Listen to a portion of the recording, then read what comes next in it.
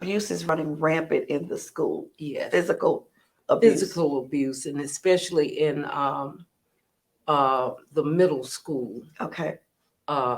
population, it is a big thing, and it's another place that the conversation needs to be done, and it needs to be a long conversation and a Okay. detailed conversation, because a lot of kids are raising themselves. Okay.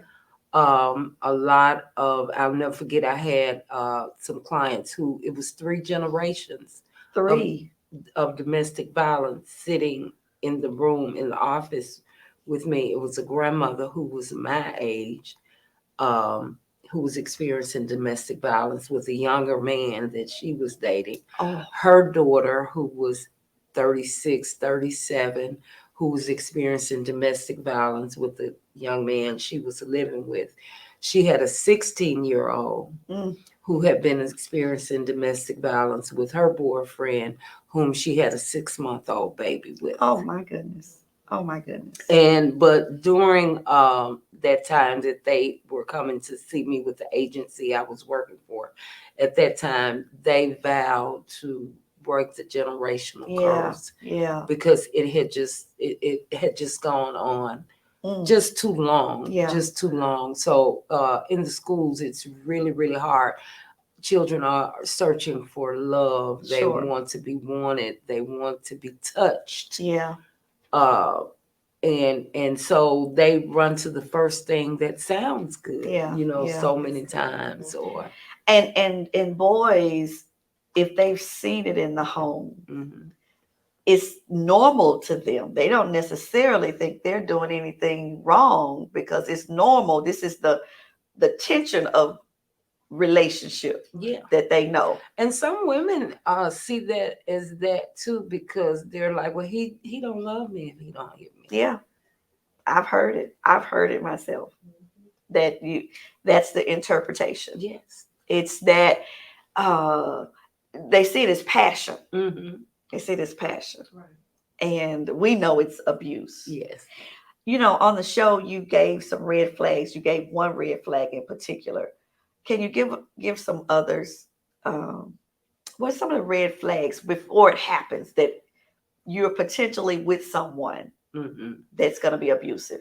The power and control, of course, is the one I think that I talked about. Another thing that I talk to parents about when you're noticing your children are acting different, believe it or not, the color of clothing that they begin to wear. For instance, if you had a teenager who was used to wearing bright colors, Okay.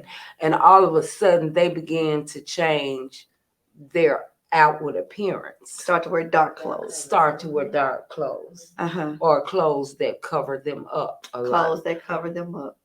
then there may be some kind of abuse going on. The phone conversations. We are so, adults and teenagers are so tied into our cell phones. But if your child can never hold a conversation on the phone with you in the room, Wow. Yeah. something's going on. Uh-huh. So a lot of kind of conversations need to be had, but that separation thing is a major thing. If you see that this person is pulling you from other people, other activities, and Yeah. I talked about religious abuse because people don't think that that's a thing, but you can't write that tithing check unless Yeah. there's too much money that.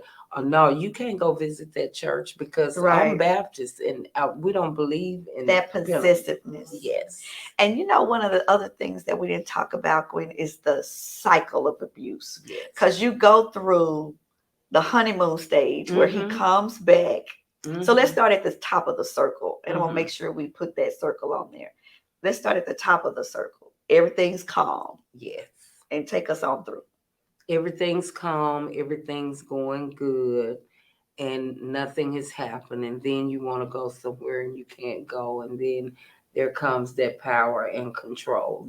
Then the Mhm. manipulation, Uh-huh. of why you should do what I'm asking you to do. Or he's had a bad day at work or a bad week. Yes. Everything was calm, and then we're going around the circle because something has happened to him. Go ahead. Something has happened to him, but you become the target Yeah. of the reason why this is happening to him. It's somehow your fault when Mm. you might not even have a clue of what it is, that's going on. Yeah. And then, and then there's that manipulation that we talked about. You don't love me if you don't do this. Like, I want you to do this, and you would prove this to me. You would prove your love for me if you do this, that, and other. And then the big blowout, because we've had such a disagreement. Then I'm sorry. I Yeah. didn't mean to do it. That was one of the lines that he would give me. The life of a preacher and a pastor is stressful. Oh my goodness. I had a bad day. And for some women, Gwen, they're told, I'm doing this because you're triggering me. Yeah, you made me do this. Yeah. If Yeah. you didn't do that manipulation, if you wouldn't act like that, then I Yeah. wouldn't Yeah. act like this. Yeah. And then another thing for those people who have pets, Mm. the abuse that's taken out on the pet because they know you love that pet. Wow. I didn't have biological children. Now I helped raise his three, who still call me Mama G. Wow. But pets, they know you love that dog or that cat, that bird, whatever it is. And then I have seen cases in the courtroom where they actually took the little dog and threw it across the street. And anything to hurt you. Anything to hurt you, and say the next time it's gonna be you. Wow. And so then that happens. So we're making our way around the circle, and it's over. It's over now. I'm sorry. In my case, it was a trip or a shopping spree.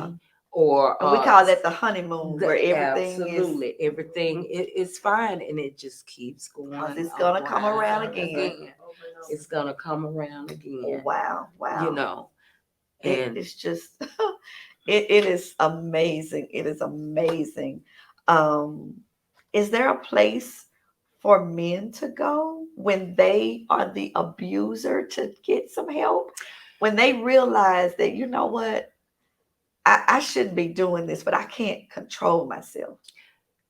There is a collaboration that's starting now. We used to have a great batterers intervention program where we know everything runs by funding. Yeah. So, but there are places that men can go.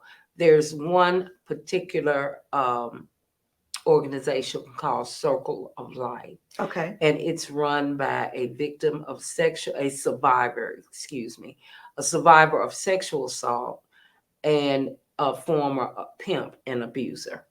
Wow. It is amazing. It is amazing situation. Of course, there is a cost. So as the victim has to want to be free, the abuser has to want help.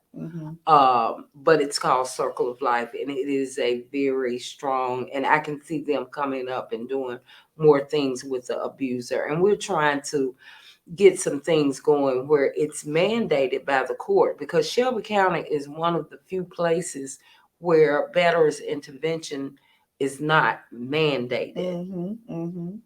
Yeah, when I was doing they'll mandate anger management, right? When anger management is not the issue. Right. Wow. Well, okay. I had to get this extra information because I believe that anyone that's in this place now needs as much information. Absolutely. So that they can feel empowered, so that they won't feel like I have no options. Yes. All right. Thank you, ladies. Thank you. I hope we were informative for you, Kendra.